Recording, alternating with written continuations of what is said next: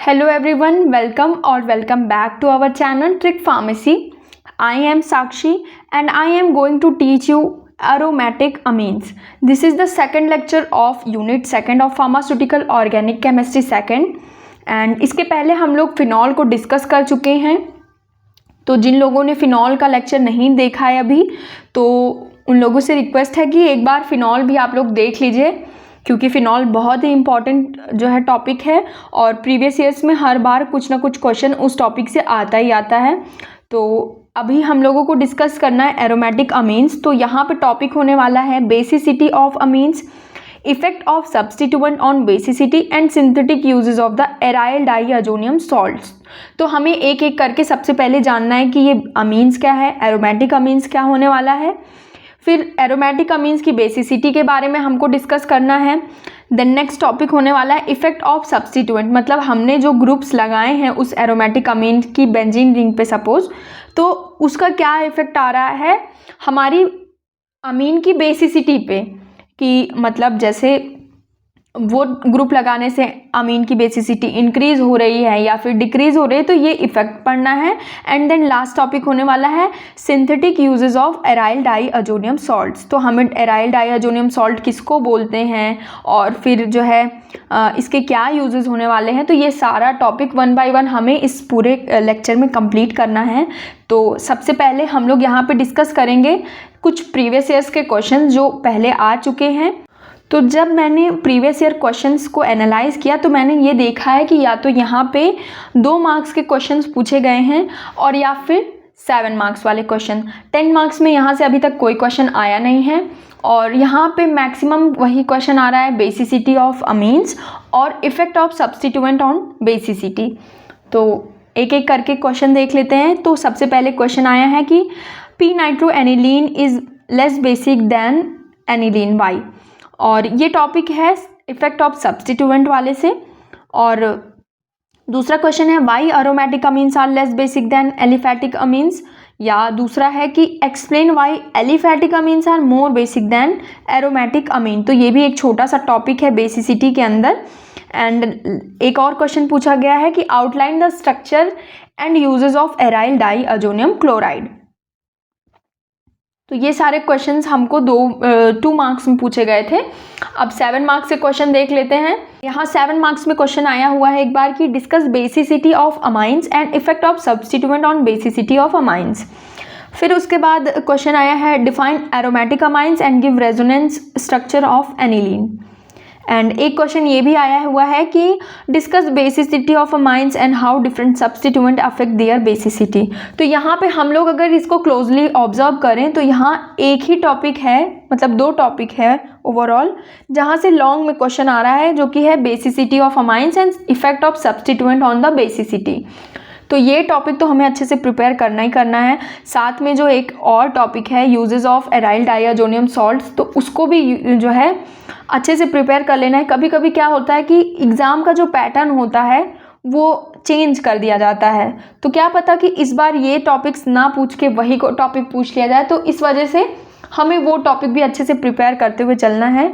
और यहाँ पे प्रीवियस ईयर क्वेश्चंस को डिस्कस करने का एक ही पर्पज़ है कि जैसे हमें ना आइडिया लग जाता है, जैसे हम देख लिए कि ये प्रीवियस ईयर क्वेश्चंस आए हुए हैं, तो जब हम पढ़ते थे तो हम भी ऐसे ही पढ़ते थे कि पहले प्रीवियस ईयर क्वेश्चंस, पहले सिलेबस एनालाइज कर लेते थे, फिर प्रीवियस ईयर क्वेश्चंस एनालाइज कर लेते थे, फिर उसके अकॉर्डिंग डिवाइड कर लेते थे कि कौन सा इंपॉर्टेंट है कौन सा नहीं। तो इसी तरीके से मैं सोच रही हूँ कि आप लोग भी ऐसे ही पढ़ो तो ज़्यादा जो है आसानी से टॉपिक्स क्लियर होते जाते हैं। तो यहाँ से थोड़ा आइडिया भी लग जाता है कि कौन से टॉपिक पे हमें ज़्यादा फोकस करना है। तो बड़बड़ तो बहुत हो गई, अब हम लोग टॉपिक पे आ जाते हैं जो कि है एरोमेटिक अमाइंस। तो आइए हम लोग देख लेते हैं क्या होने वाला है ये टॉपिक। तो यहाँ पे मैंने स्ट्रक्चर ड्रॉ किया हुआ है एनिलीन का, जो कि एक एरोमेटिक अमाइन है, बट इसके बारे में हम लोग बाद में डिस्कस करेंगे। पहले कुछ बेसिक और इम्पॉर्टेंट चीज़ हम लोग जान लेते हैं जो कि बहुत आगे हेल्प करने वाली है। हमको सबसे पहले जानना है कि ये अमाइंस आए कहाँ से हैं, मतलब ये एक टॉपिक कहाँ से जनरेट हुआ है। तो आई थिंक सबको यहाँ पे पता होगा कि अमोनिया क्या होता है, और जिसे नहीं पता है उसको मैं बता देती हूँ। अमोनिया का मतलब है NH3, जो NH3 हम लोग देखते हैं उसको हम लोग अमोनिया बोलते हैं। अमोनिया में क्या होता है कि नाइट्रोजन होता है, नाइट्रोजन पे 3 हाइड्रोजन्स एटम्स लगे हुए होते हैं और एक लोन पेयर ऑफ इलेक्ट्रॉन होता है। ठीक, तो ये हो गया हमारा अमोनिया, सिंपल सा। अब जो अमाइंस हैं, है ना, तो वो इस अमोनिया कंपाउंड से डिराइव किया गया है। कैसे? वो इस तरीके से कि हम देख रहे हैं ना, अमोनिया के पास नाइट्रोजन से अटैच 3 हाइड्रोजन एटम्स हैं। तो हम क्या कर सकते हैं कि यहाँ पे ये जो हाइड्रोजन यहाँ अटैच है ना, इनको जो है हम लोग किसी चेन से या रिंग से रिप्लेस कर सकते हैं। तो यहाँ पे दिखाती हूँ ऐसे कैसे, मैं क्या कहना चाह रही हूँ।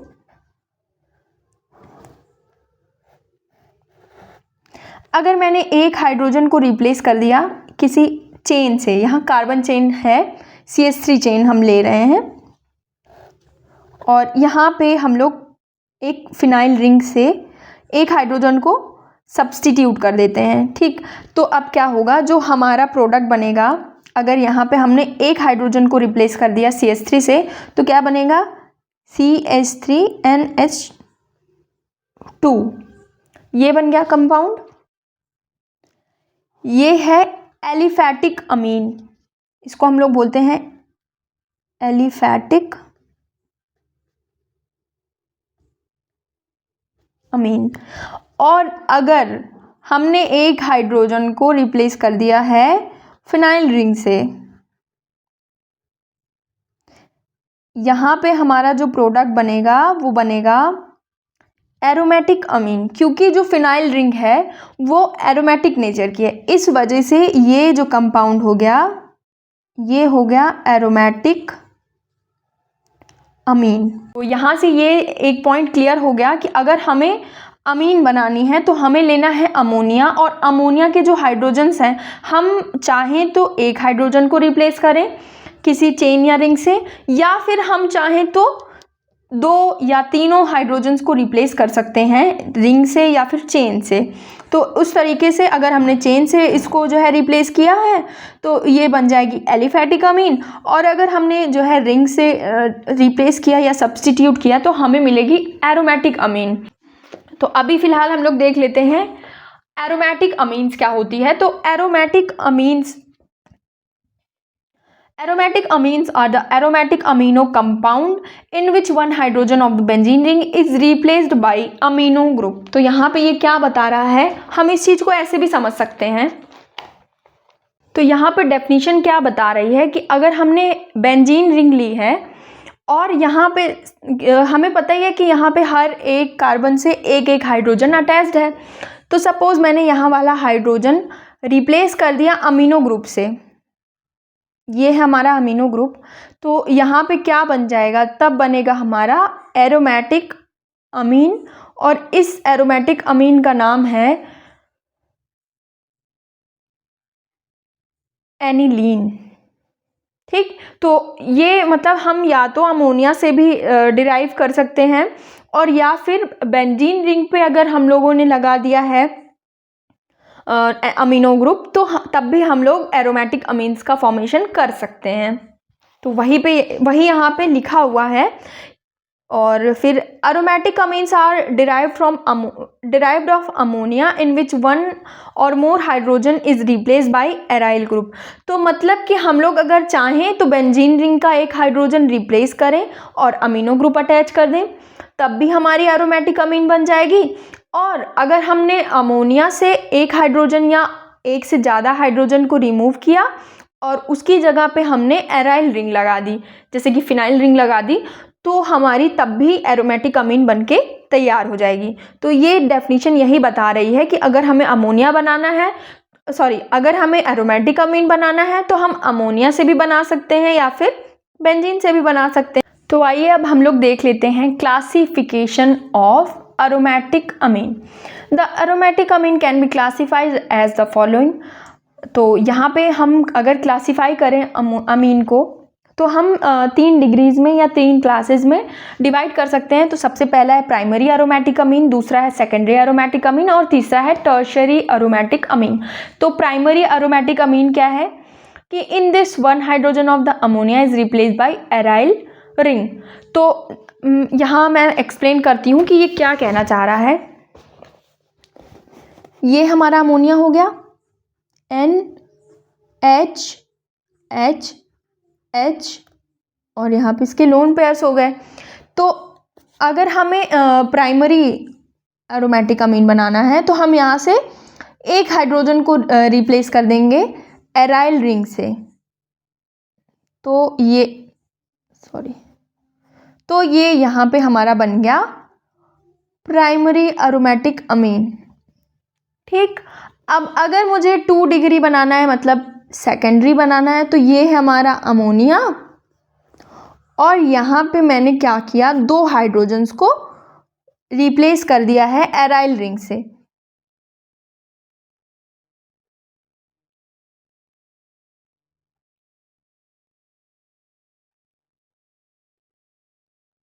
तो ये हमारी 2 डिग्री अमीन बन गई, 2 डिग्री एरोमेटिक अमीन।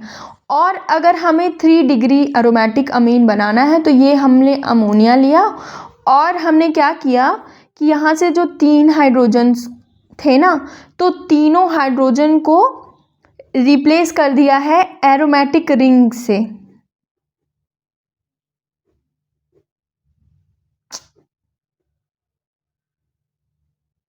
सॉरी, ये थोड़ा सा स्ट्रक्चर अजीब सा हो गया, बट मतलब आई होप टॉपिक तो समझ में आ रहा है ना कि क्या मैं पॉइंट क्लियर करना चाह रही हूँ। कि यहाँ पे क्या है, जैसे यहाँ पे मैंने सपोज ये वाला हाइड्रोजन ले लिया, इसको मैंने रिप्लेस कर दिया एराइल रिंग से। अब मैंने दूसरे में क्या किया, तो हमारा यहाँ पे बन गया 1 डिग्री एरोमेटिक अमीन। अब अगर मैंने ये वाला हाइड्रोजन और ये वाला दोनों हाइड्रोजन रिप्लेस कर दिया एक एरोमेटिक रिंग से, तो हमारा क्या बन गया 2 डिग्री एरोमेटिक अमीन। और अगर हमें 3 डिग्री एरोमेटिक अमीन बनानी है तो हमें तीनों हाइड्रोजन्स को रिप्लेस करके 3 एरोमेटिक रिंग्स को लगा देना है। तो यहाँ पे सिंपली वही लिखा है डेफिनेशन में। तो हो सकता है डेफिनेशन देख के समझ ना आए, बट डेफिनेशन यही बता रही है कि अगर प्राइमरी एरोमेटिक अमीन बनाना है तो हमें 1 हाइड्रोजन ऑफ अमोनिया रिप्लेस करना है। अगर सेकेंडरी बनाना है तो हमें 2 हाइड्रोजन ऑफ अमोनिया रिप्लेस करना है। और ऐसे ही सेम अगर हमें 3 डिग्री बनाना है, ये देखिए 3 डिग्री या मतलब टर्शियरी एरोमेटिक अमीन बनाना है तो all 3 hydrogens of the ammonia is replace by aryl group. तो यहाँ पे देख लीजिए, यहाँ पे जो अमोनिया के 3 हाइड्रोजन होने वाले थे ना, वो तीनों रिप्लेस कर दिए गए हैं 3 एरोमेटिक रिंग्स से। तो अब नेक्स्ट टॉपिक होने वाला है प्रिपरेशन ऑफ एरोमेटिक अमीन।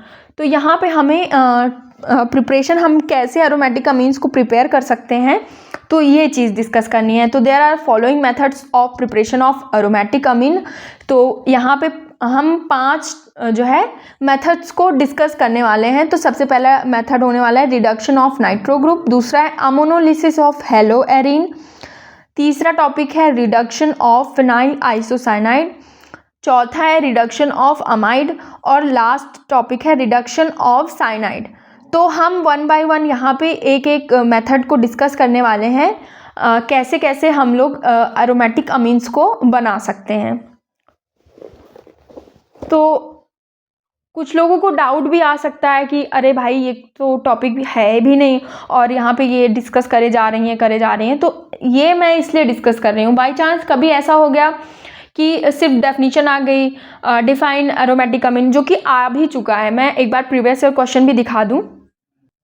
ये जैसा कि यहाँ पे हम ये क्वेश्चन देख सकते हैं, define aromatic amines and give resonance structure of aniline. अब हमें अगर 7 मार्क्स में ये क्वेश्चन जो है लिखना है तो हम क्या 2 पेज लिख के छोड़ देंगे? नहीं भाई, 2 पेज लिखोगे तो आपको नंबर कैसे मिलेगा? तो इस केस में हमें क्या करना है कि हमें मतलब इसमें ये नहीं कि हम एरोमेटिक अमीन्स के बारे में लिख दें और उसके बाद इसका जो है रेजोनेटिंग स्ट्रक्चर लिख दें, काम ख़त्म।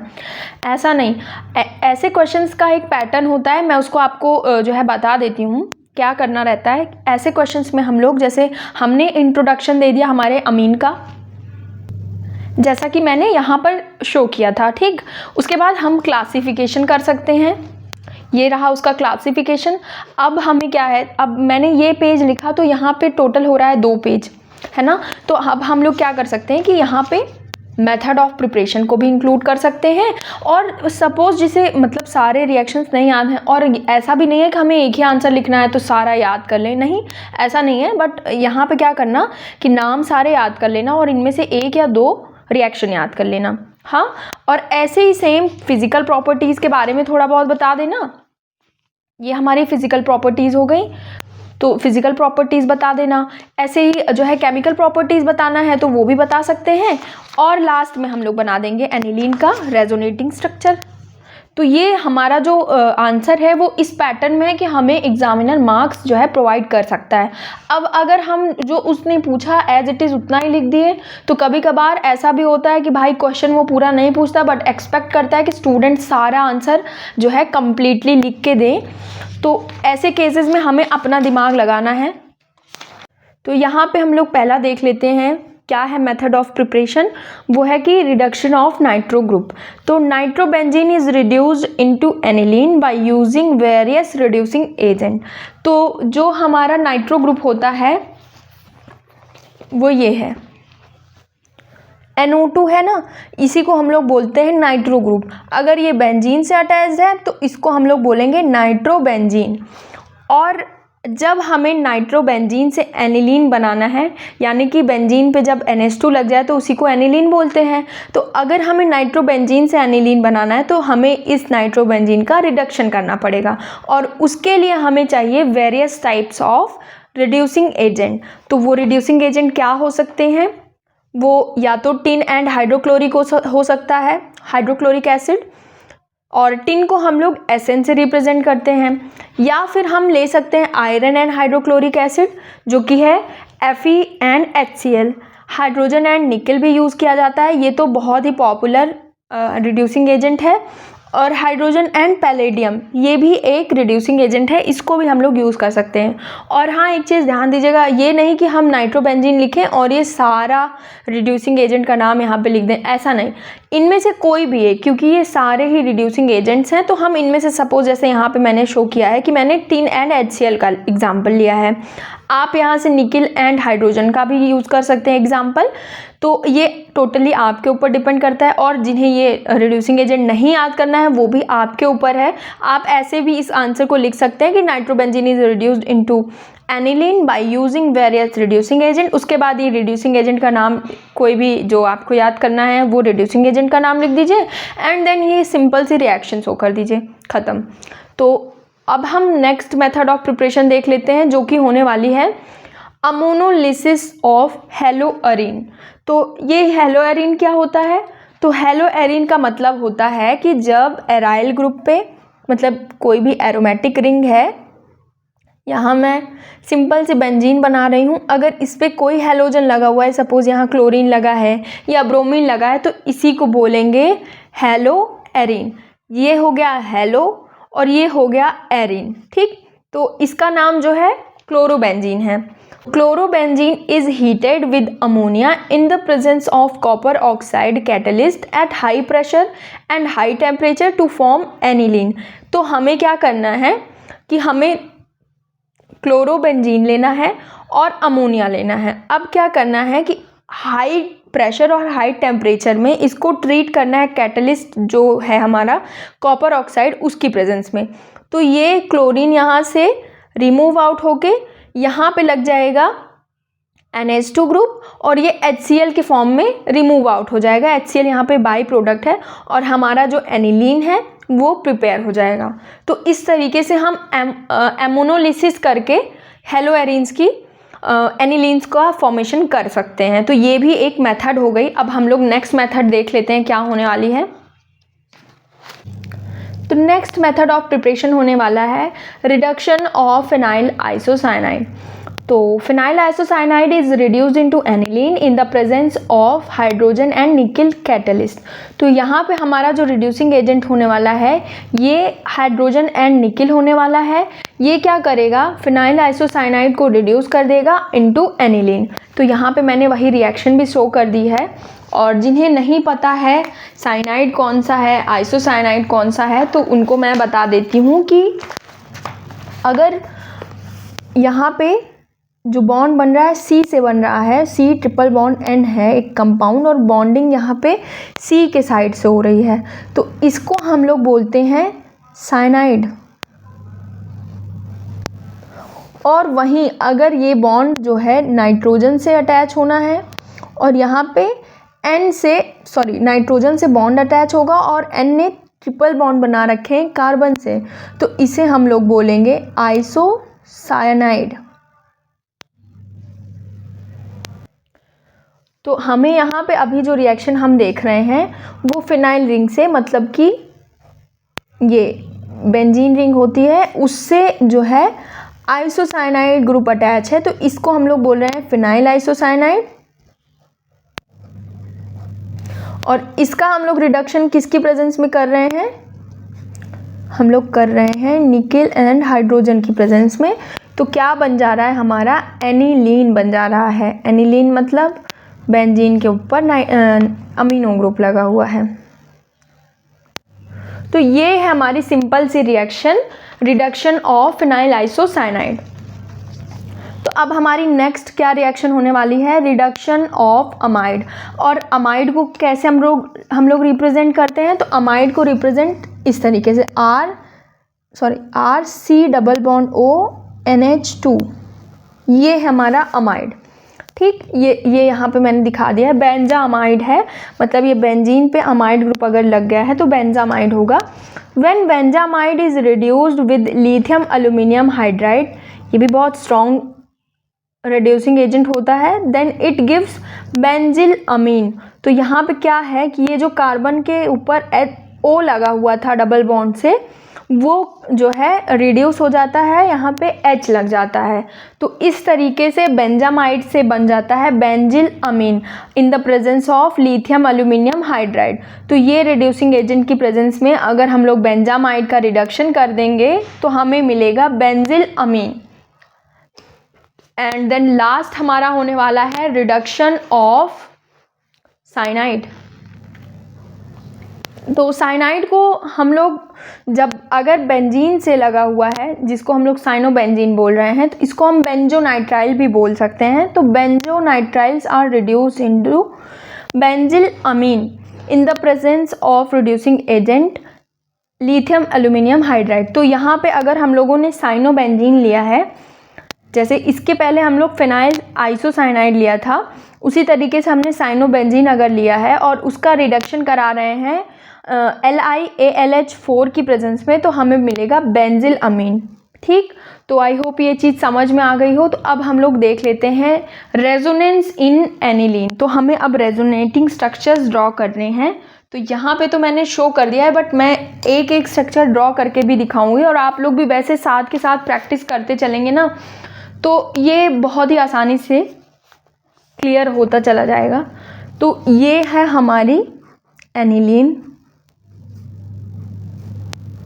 ये इसके ट्रिपल बॉन्ड्स हो गए, और ये रहा NH2, और नाइट्रोजन के ऊपर प्रेजेंट होता है एक लोन पेयर। अब हमें क्या करना है कि ये जो लोन पेयर है इसको हमें रिंग में उतार देना है। तो यहाँ से ये इधर आया, शिफ्ट हुआ, तो ये बॉन्ड इधर शिफ्ट हो गया।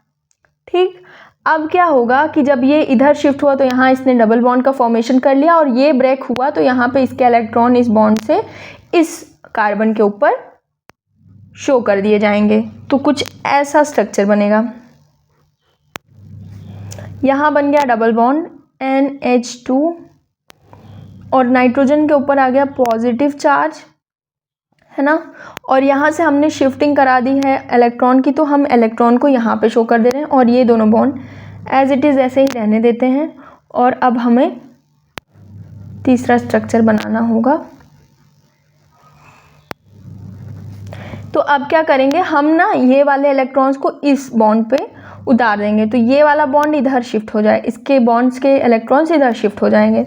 तो जब हमने ऐसा कराया तो यहाँ पे बॉन्ड का फॉर्मेशन हो गया, और यहाँ से इलेक्ट्रॉन उठ के इस पे आ गए। ठीक, और अब क्या होगा, ये वाला बॉन्ड हमें वैसे के वैसे शो करना है। ठीक, तो अब हमारा जो चौथा रेजोनेटिंग स्ट्रक्चर बनेगा वो कुछ इस तरीके से बनेगा। ये बॉन्ड यहाँ पर था ही, यहाँ पे ये बॉन्ड था, ठीक। यहाँ से ये इलेक्ट्रॉन अगर इधर मूव किया तो ये वाले इलेक्ट्रॉन्स इधर शिफ्ट हो जाएंगे, तो यहाँ पे बन जाएगा डबल बॉन्ड। ये बॉन्ड इधर शिफ्ट हुआ तो यहाँ पे डबल बॉन्ड बनेंगे और यहाँ का बॉन्ड ब्रेक होके यहाँ पे आएगा इलेक्ट्रॉन, ठीक। तो अब ये इलेक्ट्रॉन इधर को मूव करेंगे तो यहाँ से ये वाले इलेक्ट्रॉन्स इधर को शिफ्ट करेंगे और लास्ट रेजोनेटिंग स्ट्रक्चर कुछ इस तरीके से बन के हमारा दिखेगा।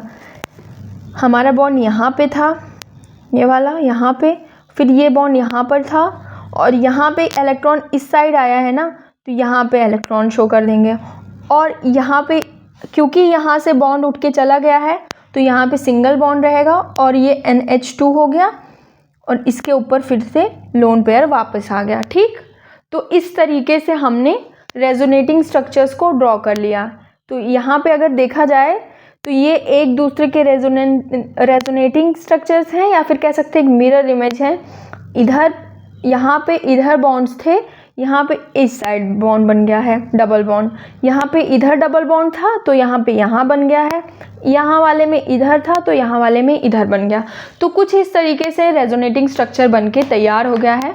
और अगर हम लोग नोट्स में देखेंगे तो वहाँ पे भी सेम मैंने बना के रखा है कि यहाँ से पहले ये लोन पेयर ऑफ इलेक्ट्रॉन इधर उतरे हैं तो ये वाले बॉन्ड्स इधर शिफ्ट हो गए हैं, जो कि यहाँ पे नेगेटिव चार्ज के फॉर्म में मैंने दिखा दिया। और क्योंकि यहाँ से लोन पेयर ऑफ इलेक्ट्रॉन आया तो कहीं से भी इलेक्ट्रॉन जाता है तो वहाँ डेफिशिएंसी को शो करने के लिए हम लोग पॉजिटिव चार्ज शो करते हैं, तो वही मैंने यहाँ पे पॉजिटिव दिखा दिया है।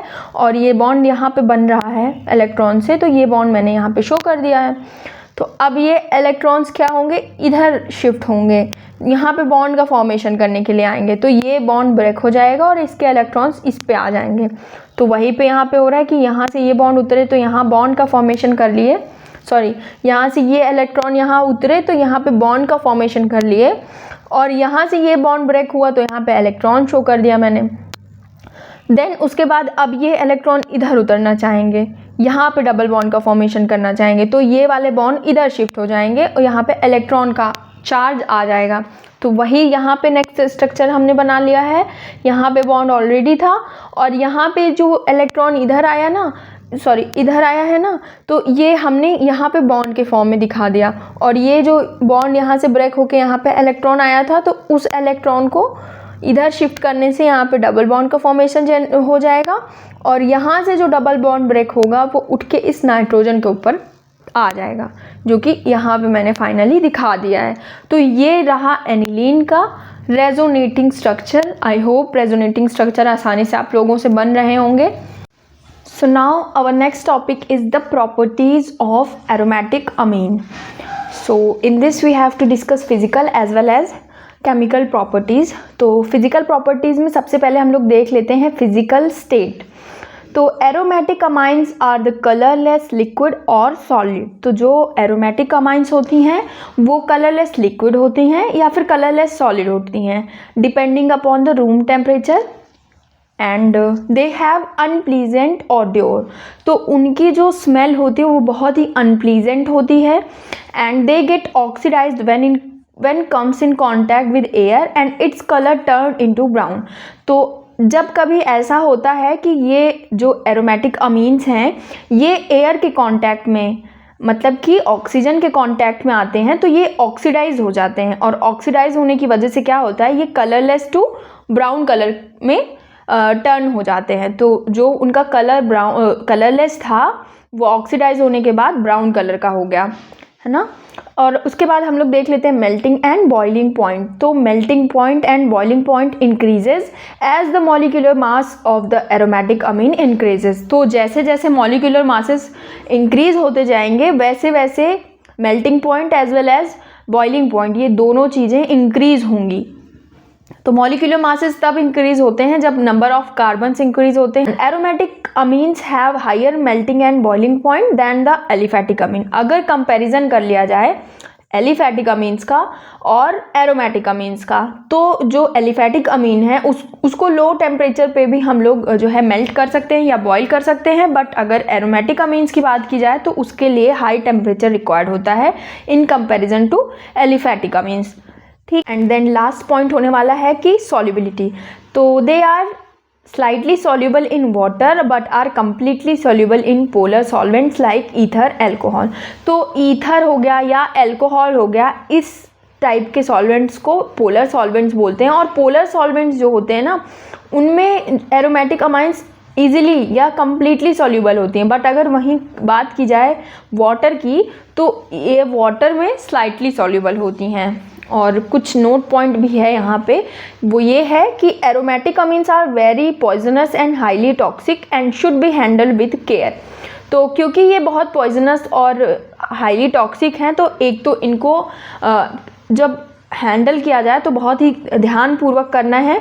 साथ ही साथ एक इंस्ट्रक्शन होती है, हम लोग जब भी लैब में वर्क करते हैं तो हमें बोला जाता है कि मास्क और ग्लव्स, ये दोनों चीज़ें हम लोग को लगा के फिर ही कोई प्रोसीजर ऑपरेट करना होता है। तो आप लोग ज़रूर से ज़रूर इस चीज़ को ध्यान रखिए, और जब भी कभी केमिकल ऑपरेट कर रहे हैं आप लोग लैब में, तो प्लीज़ आप लोग mask as well as gloves दोनों चीज़ें आप लोग यूज़ ज़रूर करिए। अदरवाइज़ कभी कभी ऐसा हो सकता है कि आपको वो जो है केमिकल हार्म कर दे। So for that sake we have to use gloves and mask. And now we have to discuss chemical properties. So the aromatic amines show various chemical reaction due to the presence of unshared pair of electron on the nitrogen atom, and also due to the difference in electronegativity between nitrogen and hydrogen atom। तो मैंने ये point इतना जल्दी बोल दिया कि आपको समझ नहीं आया होगा, इसको मैं एक्सप्लेन करती हूँ।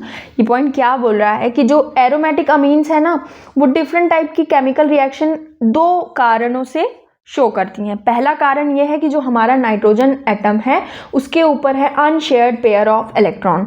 एक तो ये रीज़न हो गया इसको जो है केमिकली रिएक्टिव बनाने के लिए, और दूसरा पॉइंट है कि जो हमारा नाइट्रोजन एंड हाइड्रोजन एटम है, इन दोनों में जो है इलेक्ट्रोनेगेटिविटी का काफ़ी डिफरेंस है, जिस वजह से ये अमाइंस जो होते हैं वो केमिकली रिएक्टिव नेचर के होते हैं। तो पहला रिएक्शन हमारा यहाँ पे होने वाला है हैलोजिनेशन रिएक्शन। तो आइए देख लेते हैं क्या होता है हैलोजिनेशन में। तो when aniline reacts with halogen like chlorine, bromine, it gives ortho para substituted product. This reaction is very fast. तो यहाँ पे क्या है कि जब हमने एनिलीन की रिएक्शन किसी जो है हैलोजन से कराई तो उस रिएक्शन को हम हैलोजिनेशन बोलते हैं, ये तो पता ही है सबको।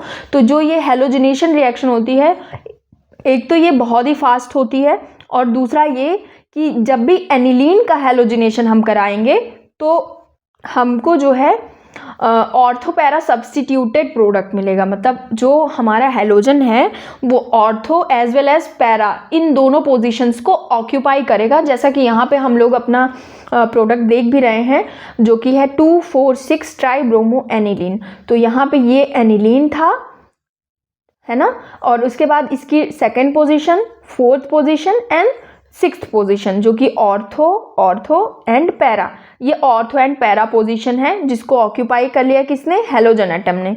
तो यहाँ से हैलोजिनेशन से हमारा ये प्रोडक्ट फॉर्म हुआ।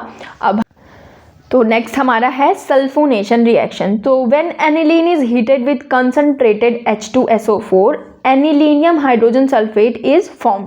तो क्या मतलब है कि जब हम एनिलीन को हीट करते हैं किसके साथ, कंसंट्रेटेड H2SO4 के साथ, तो एक इंटरमीडिएट टाइप का कुछ बनता है जिसको हम बोलते हैं एनिलीनियम हाइड्रोजन सल्फेट।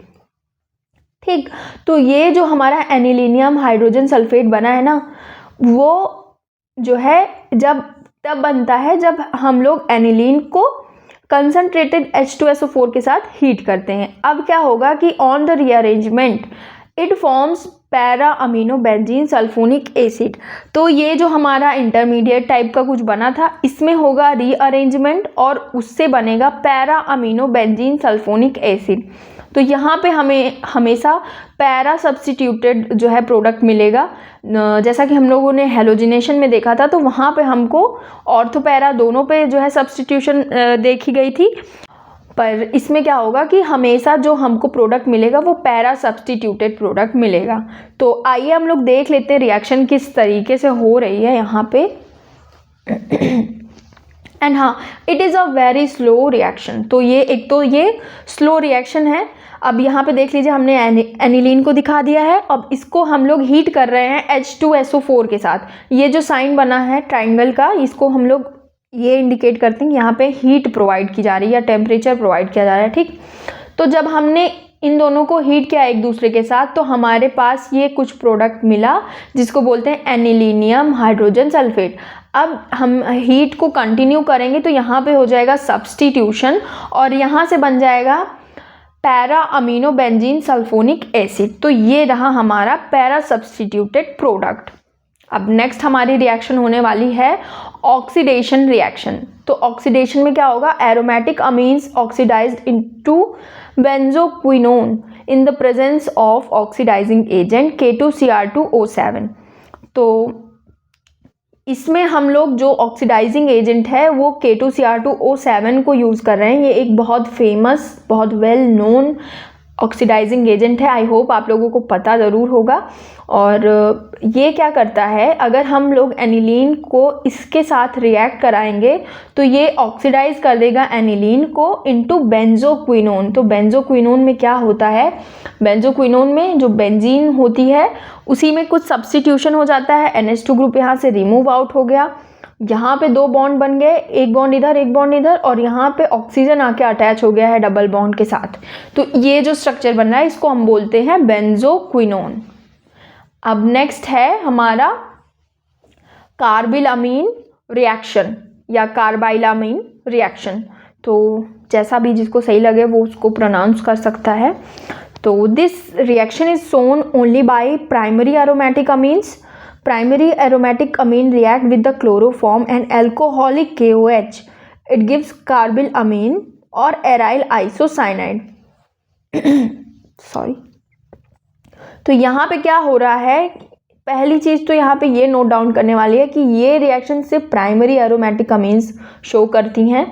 और जो है प्राइमरी एरोमेटिक अमीन्स को जब हम लोग रिएक्ट करवाते हैं क्लोरोफॉर्म, जिसको हम CHCl3 के फॉर्म में लिखते हैं, इसका फॉर्मूला है CHCl3, और उसके साथ में हम लोग एल्कोहलिक KOH को लेते हैं तो क्या बनता है, यहाँ पे बनता है फिनाइल आइसोसाइनाइड जिसको हम लोग बोलते हैं कार्बिलामीन, ठीक। और साथ ही साथ यहाँ पे KCl एंड H2O ये दो चीज़ बाई प्रोडक्ट के फॉर्म में रिमूव आउट हो जाती है। तो इस तरीके से जब हमारी एनिलीन है उसकी रिएक्शन हम लोग chloroform in the presence of alcoholic KOH कराएंगे तो हमको phenyl isocyanide as a product मिल जाएगा।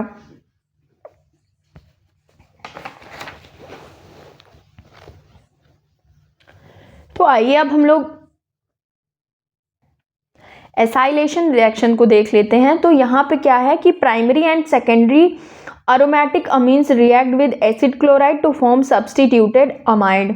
तो एसाइलेशन रिएक्शन अगर हमें करानी है तो हम या तो प्राइमरी अमीन को ले सकते हैं या सेकेंडरी एरोमेटिक अमीन्स को ले सकते हैं। टर्शरी एरोमेटिक अमीन्स जो है एसाइलेशन रिएक्शन को नहीं शो करती हैं, और जब हमें एसाइलेशन कराना है तो हमारा क्या लिया जाएगा, कैटलिस्ट नहीं, रिएक्टेंट, सॉरी, हाँ। तो जो हमारा रिएक्टेंट होगा वो होगा एसिड क्लोराइड। तो यहाँ पे हमने एसिटाइल क्लोराइड को लिया है एज अ रिएक्टेंट।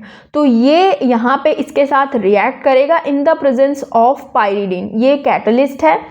तो यहाँ से बनेगा हमारा सब्स्टिट्यूटेड अमाइड जो कि है एसिटानिलाइड, ओके। तो ये प्रोडक्ट हमारा फॉर्म हो जाएगा जब हम एसाइलेशन कराएंगे।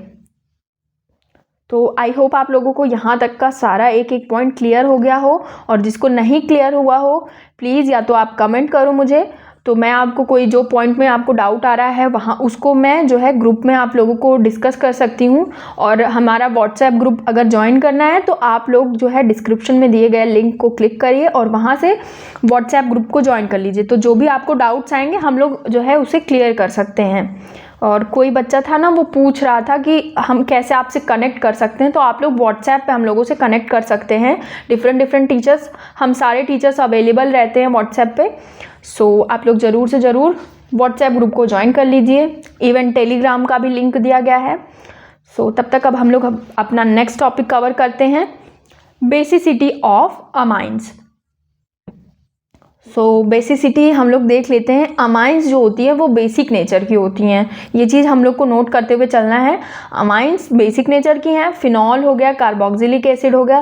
कार्बोक्सिलिक एसिड में एसिड सच उसमें एसिड लगा हुआ है तो ये तो सबको पता है कि वो एसिडिक नेचर का होता है, लेकिन फिनॉल का याद करके रखना कि वो एसिडिक नेचर का है और अमाइंस जो है वो बेसिक नेचर का है। तो अब हमें बेसिसिटी के बारे में जानना है।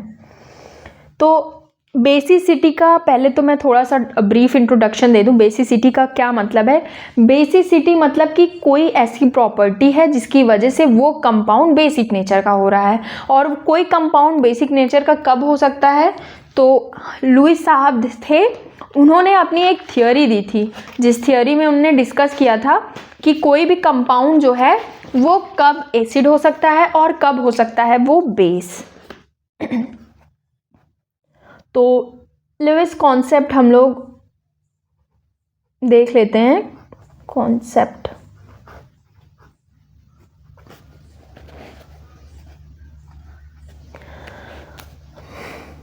एक कंपाउंड है जिसको हम लोग बोलते हैं लुईस एसिड और दूसरा कंपाउंड है जिसको हम लोग बोलते हैं लुईस बेस। ठीक, तो भाई हम लोगों को इतना ज्ञान नहीं हुआ करता था, तो हमारे टीचर हम लोगों को एक सिंपल सी ट्रिक से याद कराए थे।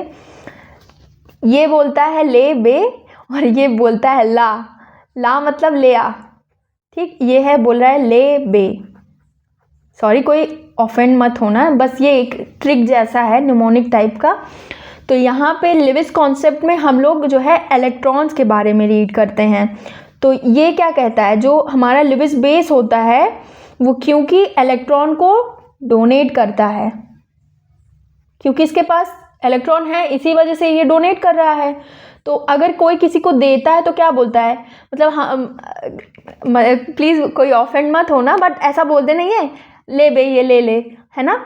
तो इसी तरीके से जो लुईस कॉन्सेप्ट था उनने बताया कि जो लुईस बेस होता है उसके पास इलेक्ट्रॉन होता है, और वो जो भी कोई ऐसी स्पीशीज़ है जिसके पास इलेक्ट्रॉन नहीं है, जो इलेक्ट्रॉन डेफिशिएंट है, तो उसको बोलता है ले बे, इलेक्ट्रॉन को ले बे। हाँ, और ये जो हमारा लुईस एसिड है ये बेचारा है इलेक्ट्रॉन डेफिशिएंट और इसको चाहिए इलेक्ट्रॉन। तो ये कैसे मांगेगा? ये मांगेगा इस तरीके से, ला इलेक्ट्रॉन ला। तो वो इस तरीके से, तो आप इसको इस तरीके से याद कर सकते हैं कि कोई एसिड तब है जब वो इलेक्ट्रॉन मतलब अपनी तरफ खींचना चाहता है, वो इलेक्ट्रॉन लेना चाहता है। एंड कोई जो है कंपाउंड बेस कब है, लुईस बेस कब है, जब वो अपने इलेक्ट्रॉन्स को डोनेट कर रहा है। तो अब हम बात कर लेते हैं हमारे अमोनिया की। आप लोगों से, लेकिन फिर भी एक बार फिर से बोल रही हूँ, रिक्वेस्ट है प्लीज़ कोई ऑफेंड मत होना, ये जस्ट अ सिंपल ट्रिक है, आप लोग इससे ज़्यादा इसको माइंड मत करना। तो यहाँ पे है हमारा अमोनिया, और अमोनिया के पास है एक लोन पेयर ऑफ इलेक्ट्रॉन। अब ये क्या करता है कि ये अपने इलेक्ट्रॉन्स को डोनेट कर देता है।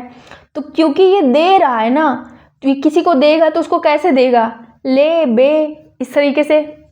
अब सॉरी, मैंने एक चीज़ यहाँ पे नोट ही नहीं करी, यहाँ ले बे कहाँ से आया है, एल से ले हो गया, बी से बे हो गया, तो इस तरीके से ले बे हो गया। एंड एल ए ला हम लोग लिखते नहीं है, जब व्हाट्सएप वाली लैंग्वेज होती है ला इधर दे, तो उस तरीके से ला, तो ये एल ए है ला का मतलब। ठीक, तो इस तरीके से इसने ना अपने इलेक्ट्रॉन्स को डोनेट कर दिया, इस वजह से ये बेस के तरीके से एक्ट करता है। और जो इसकी प्रॉपर्टी है जिस वजह से ये अपने जो है इलेक्ट्रॉन्स को डोनेट कर पा रहा है, इसी प्रॉपर्टी को बोलेंगे बेसिसिटी। तो ये तो बहुत अजीब सा एग्जाम्पल था, बट ठीक है, हम लोग देखते हैं अपना टॉपिक। हाँ, तो aromatic amines are basic in nature due to the presence of lone pair of electron on the nitrogen atom. तो मैंने अभी बताया कि जो एरोमेटिक अमीन्स है ना वो बेसिक नेचर की हैं, क्योंकि इनके पास lone pair of electron present है ऑन द नाइट्रोजन एटम। तो इसी वजह से, क्योंकि ये अपने इलेक्ट्रॉन्स को डोनेट कर देता है, तो इसलिए इसको हम लोग बेसिक नेचर का बता रहे हैं। और अब यहाँ पे मैंने लुईस एसिड बेस थियोरी भी यहाँ पे यूज़ करी है एक्सप्लेन करने के लिए। तो according to Lewis theory, a Lewis base is a compound that donates a lone pair of electron. ये चीज़ बताई मैंने कि जब वो अपने इलेक्ट्रॉन्स को डोनेट करेगा तो वो कंपाउंड कहलाएगा लिविस बेस, और जब वो इलेक्ट्रॉन को एक्सेप्ट करेगा तो उसे हम बोलेंगे लिविस एसिड। और यहाँ पे मैंने स्ट्रक्चर दिखाया है और ये उसके लोन पेयर को मैंने डिनोट भी कर दिया है। तो अब देख लेते हैं बेसिसिटी। तो बेसिसिटी इज द टेंडेंसी और property of any compound to donate a pair of electron. तो ये उस कंपाउंड की टेंडेंसी है कि वो अपने इलेक्ट्रॉन्स को डोनेट कर सके। कई बार कई सारे कंपाउंड्स के ऊपर जो है वो होते हैं loan pair of electron, but वो उसको डोनेट नहीं कर सकते हैं। बट यहाँ बेस जो हो, बेस उसे बोलेंगे कि उसके पास लोन पेयर ऑफ इलेक्ट्रॉन है और वो अपने इलेक्ट्रॉन्स को डोनेट कर सक रहा है। ठीक, so as amine have lone pair of electron, it have tendency to donate it, thus it is basic in nature। तो वही यहाँ पे पॉइंट है कि क्योंकि अमीन्स के पास जो है लोन पेयर ऑफ इलेक्ट्रॉन है तो इसके पास टेंडेंसी भी होती है इसको डोनेट करने के लिए, बस इसी वजह से ये बेसिक नेचर का है। एंड नेक्स्ट पॉइंट है कि also due to the basic nature of amine when it reacts with the acid it gives salt, that is neutralization reaction. तो जो है ये चीज़ मैंने फिनॉल में भी डिस्कस करी थी कि अगर एक एसिड और एक बेस आपस में रिएक्ट करते हैं तो अगर सॉल्ट का फॉर्मेशन हो रहा है तो इसका मतलब वो न्यूट्रलाइजेशन रिएक्शन है। तो हम किसी कंपाउंड को कैसे डिटेक्ट कर सकते हैं कि ये एसिड है कि बेस है। तो सपोज़ हमको नहीं पता था कि ये जो हमारा अमोनिया है, सॉरी एरोमेटिक अमीन है, मतलब यहाँ एनिलीन का एग्जांपल लिया है मैंने, तो ये एनिलीन एसिड है या बेस है हमें नहीं पता। तो मतलब हमें क्या, जो साइंटिस्ट तो वो ऑपरेट करते वक्त डिफरेंट काइंड ऑफ केमिकल से उसका रिएक्शन कराते हैं। तो जब उनने एसिड से रिएक्शन कराई तो उनने देखा कि यहाँ पे सॉल्ट का फॉर्मेशन हो रहा है, तो इसका मतलब इसके अंदर कुछ बेसिक प्रॉपर्टी होगी, ये बेसिक नेचर का है, तभी इसने एसिड के साथ रिएक्ट किया तो सॉल्ट का फॉर्मेशन किया। तो यहाँ से ये चीज़ और प्रूव हुई कि हाँ, ये जो हमारा एनिलीन है ये बेसिक नेचर का है, या जो हमारी एरोमेटिक अमीन्स हैं ये बेसिक नेचर की हैं। तो अब हम लोग ऑर्डर देख लेते हैं बेसिसिटी की। तो यहाँ पे हालांकि ये जो मैंने ऑर्डर लिख रखा है ये एरोमेटिक अमीन्स का नहीं बल्कि एलिफेटिक अमीन्स का है, बट आप ये पॉइंट यूज़ कर सकते हैं। तो जब एलिफेटिक अमीन्स की ऑर्डर ऑफ बेसिसिटी देखते हैं तो टर्शरी अमीन जो है सबसे ज़्यादा बेसिक नेचर की होगी, फिर सेकेंडरी अमीन जो होगी वो ज़्यादा बेसिक नेचर की होगी, और उससे कम होगी प्राइमरी अमीन, और सबसे कम बेसिसिटी किसी की होगी तो होगी अमोनिया की। तो यहाँ से हम लोगों ने अपना बेसिसिटी वाला टॉपिक कंप्लीट कर लिया है। So now we have to discuss why the aliphatic amines are more basic than aromatic amines. तो इसको देख लेते हैं कि ऐसा क्यों हो रहा है कि एलिफेटिक अमाइंस जो हैं वो एरोमेटिक अमाइंस के कंपैरिजन में ज़्यादा बेसिक हैं। तो aliphatic amines are more basic than aromatic amines due to the following reason. तो रीज़न देख लेते हैं। तो सबसे पहले हम लोग यहाँ पे वन बाय वन एक एक का केस देखेंगे। तो सबसे पहले हम लोग एलिफेटिक अमाइंस का केस देख रहे हैं। तो the alkyl group attach to the nitrogen of aliphatic amine act as electron donating group, so it increases the electron density on the nitrogen atom. तो इसको हमें समझना पड़ेगा ये क्या कह रहा है।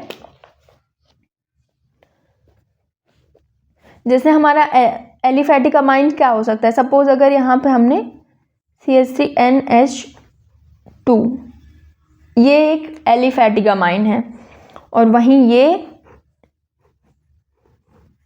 एक एरोमेटिक अमाइन है।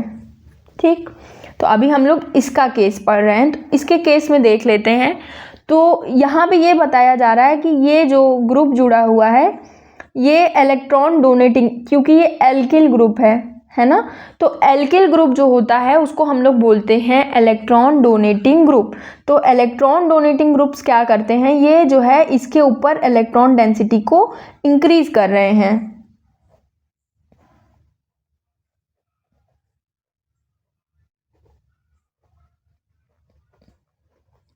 उससे क्या फ़ायदा हो रहा है कि जब इसके ऊपर इलेक्ट्रॉन डेंसिटी, किसके ऊपर इलेक्ट्रॉन डेंसिटी इंक्रीज कर रहे हैं, समझ आ रहा है।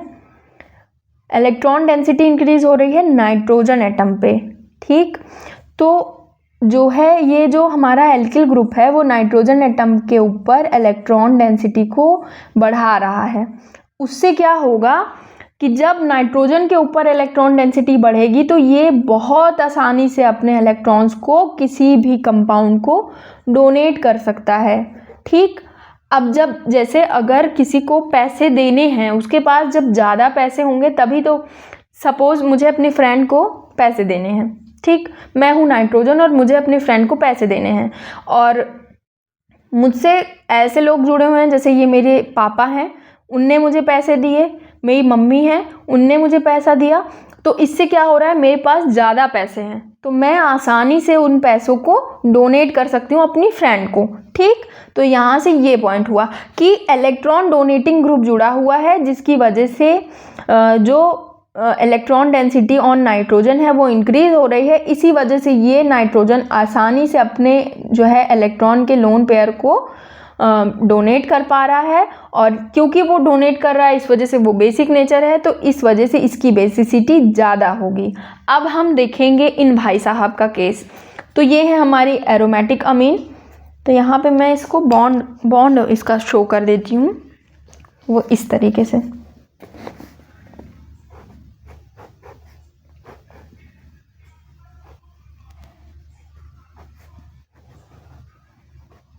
ये रहा हमारा NH2 और इससे जुड़ा हुआ है ये एक एराइल ग्रुप, यहाँ पे ये फिनाइल रिंग है, ठीक, ये जुड़ी हुई है।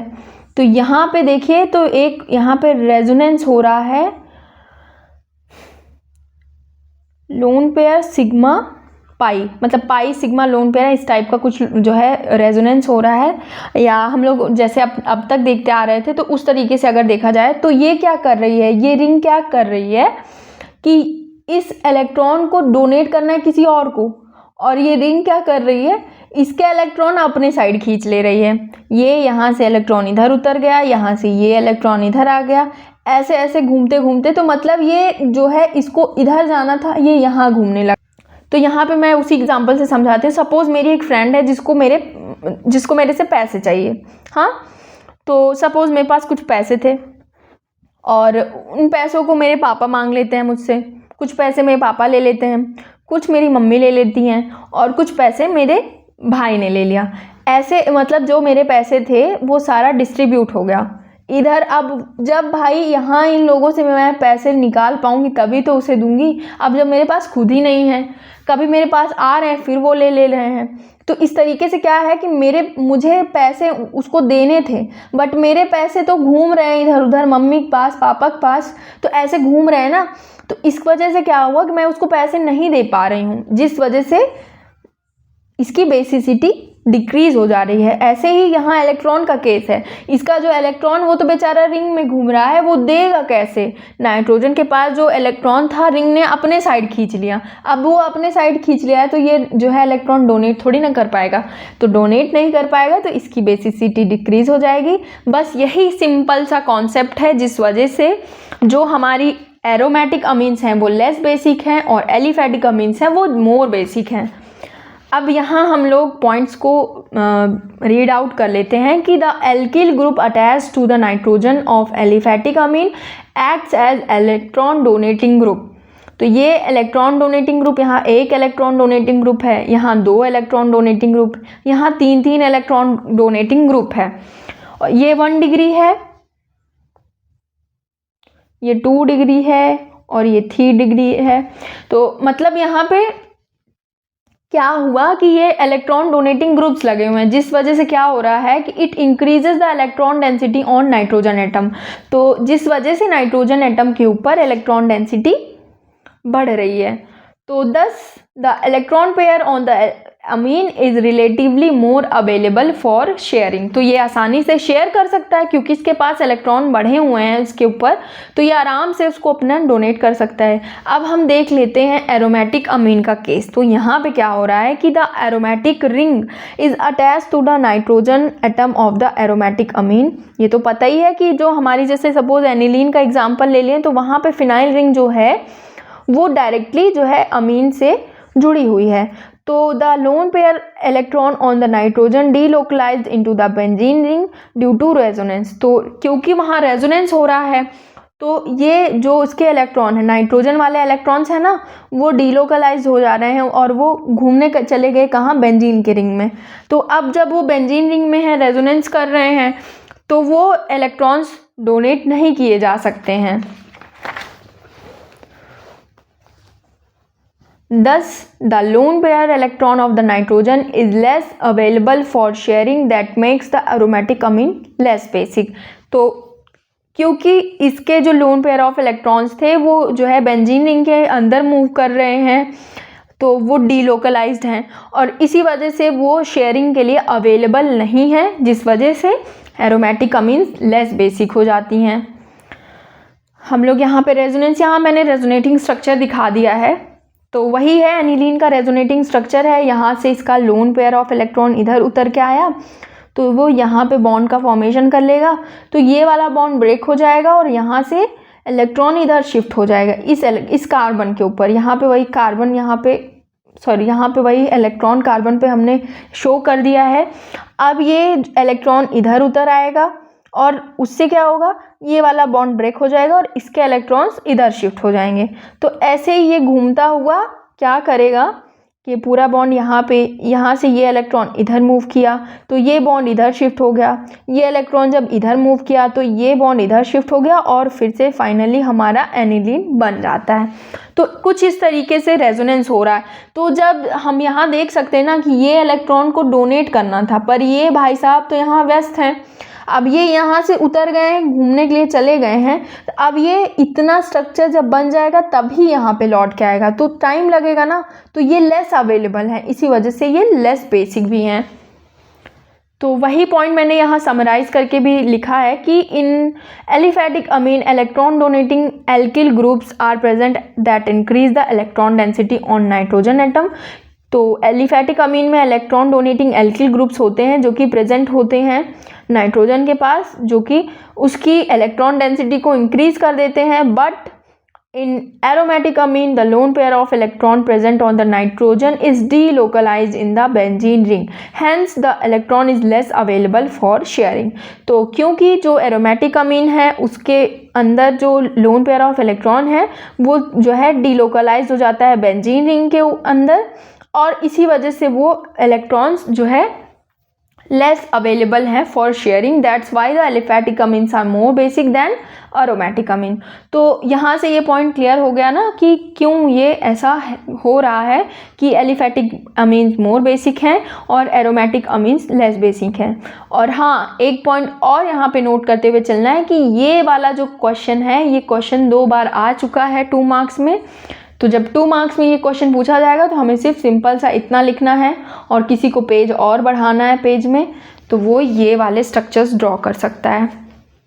ठीक, और यहाँ पे ऑर्डर ऑफ बेसिसिटी मैंने दिखा दी है। अगर एलिफैटिक अमीन्स और अमोनिया और एरोमेटिक अमीन्स की कंपेयर की जाए तो जैसा कि हम लोगों ने देख ही लिया है, एलिफैटिक अमीन सबसे ज़्यादा बेसिक होंगी और उससे कम होगा अमोनिया, और सबसे लेस बेसिक अगर कोई होगा तो वो बेचारा एरोमेटिक अमीन है। ठीक, तो इस तरीके से हम लोगों ने बेसिसिटी वाला पॉइंट क्लियर कर लिया। अब हमें देखना है effects of substituent on the basicity, कि जब हमने उस एरोमेटिक अमीन या एनिलीन के ऊपर डिफरेंट ग्रुप्स अटैच किए या सब्स्टिट्यूएंट्स अटैच किए तो उस कंपाउंड की बेसिसिटी पे क्या इफ़ेक्ट आ रहा है, वेदर जो बेसिसिटी है वो इंक्रीज़ हो रही है या फिर वो बेसिसिटी जो जितनी थी भी वो भी डिक्रीज़ हो जा रही है। तो ये चीज़ हमको यहाँ पे पढ़ना है।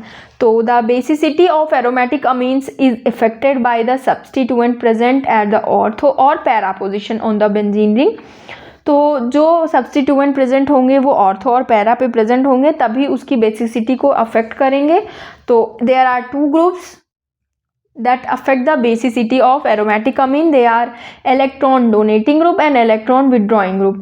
ठीक, तो electron donating groups तो हमेशा ही जो है बेसिसिटी को इंक्रीज़ करेंगे, क्योंकि हमने अभी तुरंत देखा है कि एलिफैटिक अमीन और एरोमेटिक अमीन वाला केस, तो वहाँ से हमें पता चल चुका है।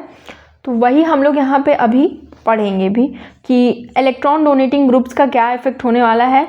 So the electron donating groups increase the electron density on a amino group thus the lone pair of electron become more available for sharing। तो ये सेम पॉइंट लिखा हुआ है कि अगर जो इलेक्ट्रॉन डोनेटिंग ग्रुप है वो प्रेजेंट है ऑर्थो या para position of the benzene ring, तो ये क्या करता है, electron density of amino acid amino group increase कर देगा, और उससे क्या होगा कि जो लोन पेयर ऑफ इलेक्ट्रॉन है वो शेयरिंग के लिए मोर अवेलेबल होगा। Thus the electron donating groups increase the basicity of aromatic amine. तो इलेक्ट्रॉन डोनेटिंग ग्रुप्स कभी भी अगर अमीन से लग रहे हैं तो इसका मतलब है कि उसकी बेसिसिटी पक्का है, इंक्रीज होगी। इलेक्ट्रॉन डोनेटिंग ग्रुप्स के कुछ एग्जाम्पल हैं, यहाँ पे CH3 है, OCH3, OH, NH2, ये सारे ग्रुप्स वो ग्रुप्स हैं जो इलेक्ट्रॉन डेंसिटी को बढ़ाते हैं, नाइट्रोजन के ऊपर इलेक्ट्रॉन डेंसिटी को इंक्रीज करते हैं। अब हमें नेक्स्ट देखना है इलेक्ट्रॉन विथड्रॉइंग ग्रुप। तो electron withdrawing groups decreases the electron density on the amino group, thus lone pair electron become less available for sharing. तो क्योंकि इलेक्ट्रॉन डोनेटिंग ग्रुप इलेक्ट्रॉन की डेंसिटी को इंक्रीज कर रहे थे अमीनो ग्रुप पे, उसी तरीके से जस्ट अपोजिट काम करेंगे इलेक्ट्रॉन विथड्रॉइंग ग्रुप। तो इलेक्ट्रॉन विथड्रॉइंग ग्रुप्स क्या कर रहे हैं कि उसकी जो अमीनो ग्रुप है उसकी इलेक्ट्रॉन डेंसिटी को डिक्रीज कर दे रहे हैं, thus the lone pair of electron become less available for sharing and hence electron withdrawing group decreases the basicity of amine. तो ये बेसिसिटी को डिक्रीज करेंगे। तो अब हम लोग देख लेते हैं इलेक्ट्रॉन विथड्रॉइंग ग्रुप्स के कुछ एग्जाम्पल्स, जो कि है, एक तो है nitro group, cyano group, carboxyl group और CHO ग्रुप। ये कुछ ऐसे ग्रुप्स हैं जो कि इलेक्ट्रॉन विथड्रॉइंग ग्रुप्स हैं, और जब भी ये एरोमेटिक अमीन से अटैच होंगे तो एरोमेटिक अमीन्स की बेसिसिटी हमेशा डिक्रीज करेंगे। तो ये हो गया कंप्लीट। अभी सब्स्टिट्यूएंट का इफ़ेक्ट जो हमको देखना था वो हमने देख लिया है। अब हमको देखना है एराइल डाईअजोनियम सॉल्ट्स के बारे में। तो सबसे पहले इसका जो नाम है इसको हम लोग कम्प्लीटली ब्रेक कर लेते हैं, ये क्या कंप्लीट इसकी क्या मीनिंग निकलेगी। तो ये बना हुआ है 3 शब्दों से, पहला है एराइल, दूसरा है डाईअजोनियम और लास्ट है सॉल्ट। ठीक, ये इसका नाम है। अब यहाँ अगर मैं एराइल की बात कर लूँ तो एराइल का मतलब है कोई भी एरोमेटिक रिंग हो उसको हम एराइल ग्रुप बोलते हैं, जैसे कि फॉर एग्जांपल बेंजीन रिंग है। तो जो ये बेंजीन रिंग है ना, ये एक एराइल ग्रुप है। और डाईअजोनियम को अगर हम लोग फर्दर ब्रेक करें तो ये ब्रेक होता है डाई प्लस एजो प्लस नियम। डाई का मतलब सबको ही पता है कि 2 होता है, डाई मतलब 2। एजो का मतलब है कि जब नाइट्रोजन से अटैच है, मतलब एजो का मतलब नाइट्रोजन से होता है, तो ये हो गया नाइट्रोजन। और नियम का मतलब या ईएम का मतलब होता है कि पॉजिटिव चार्ज अगर कहीं पे आ रहा है तो उसको हम लोग नियम बोल देते हैं। और सॉल्ट का मतलब है कि कोई भी टाइप का एनायन हो, like Cl minus, Br minus या HSO4 माइनस। तो ये है कुछ सॉल्ट्स के नेम। और यहाँ पे अगर हम लोग इसको देखें तो ये 2 नाइट्रोजन आपस में अटैच्ड हैं और उसके ऊपर है एक पॉजिटिव चार्ज। जब ऐसा कोई केस बनता है तब उसको हम लोग बोलते हैं डाई मतलब 2, एजो मतलब नाइट्रोजन और नियम का मतलब पॉजिटिव चार्ज। तो अब हमें एग्जाम्पल देखना है अगर एराइल डाईअजोनियम सॉल्ट का, तो हम एग्जाम्पल के तौर पे बेंजीन डाईअजोनियम क्लोराइड को बता सकते हैं कि ये एक एराइल डाईअजोनियम सॉल्ट है। इसके ऊपर आ गया पॉजिटिव चार्ज, मैंने यहाँ बॉन्ड गलत दिखा दिया था, बॉन्ड इधर से जब बनेगा तब इसके ऊपर पॉजिटिव चार्ज आएगा। इसका भी रीज़न है क्योंकि यहाँ पे जो वैलेंसी है इसकी, हमेशा नाइट्रोजन हमेशा 3 बॉन्ड्स बना सकता है, अगर उसने 4 बॉन्ड्स बनाए हैं तो उसके ऊपर आ जाएगा पॉजिटिव चार्ज। तो यहाँ पे उसी तरीके से जो हम बेंजीन डाईअजोनियम सॉल्ट बना रहे हैं तो इसमें बेंजीन रिंग से अटैच है जो नाइट्रोजन, उसके ऊपर आएगा पॉजिटिव चार्ज, और यहाँ पे इधर हम लोग Cl- लिख सकते हैं। ठीक, तो ये है हमारा एक एग्जाम्पल, इसका नाम है बेंजीन डाइअजोनियम क्लोराइड। ठीक, तो अब हम लोग देख लेते हैं इसका स्ट्रक्चर वगैरह क्या कैसे है। तो यहाँ मैंने एग्जाम्पल भी स्ट्रक्चर के लिए इसी का लिया है, बेंजीन डाइअजोनियम क्लोराइड, क्योंकि ये most common aryl diazonium salt है, तो इस वजह से यहाँ पे मैंने इसका ही स्ट्रक्चर भी बना दिया है। तो ये रहा बेंजीन डाइअजोनियम क्लोराइड का स्ट्रक्चर। ठीक है, तो अब देख लेते हैं। Aryl diazonium salts are organic compound that contain diazonium group attached to an aromatic ring. तो इसमें क्या है कि ये एक तो ये ऑर्गेनिक कंपाउंड्स हैं जिसमें डाइअजोनियम ग्रुप लगा हुआ है किसी एरोमेटिक रिंग से। Sorry for the noise guys. अब यहाँ पे आगे हम लोग देख लेते हैं। हाँ, तो एग्जाम्पल वही है बेंजीन डाइअजोनियम क्लोराइड। उसके बाद अगर इसका जनरल फार्मूला हम लोग देख लें तो वो हम इसको मतलब जनरल फार्मूला का मतलब है कि हम रिप्रेजेंट कैसे कर सकते हैं, तो इसको इस तरीके से रिप्रेजेंट कर सकते हैं। AR का मतलब हो गया एराइल ग्रुप, N2+ का मतलब हो गया डाइअजोनियम ग्रुप, और X- का मतलब हो गया कि जो सॉल्ट पोर्शन है, यहाँ पे एनायन को हम लोग सॉल्ट पोर्शन में रख रहे हैं, तो इस वजह से उसको इस तरीके से रिप्रेजेंट कर देते हैं। तो एराइल ग्रुप में हम लोग कोई भी एरोमेटिक रिंग ले सकते हैं, फेनाइल रिंग को कह सकते हैं यहाँ पे।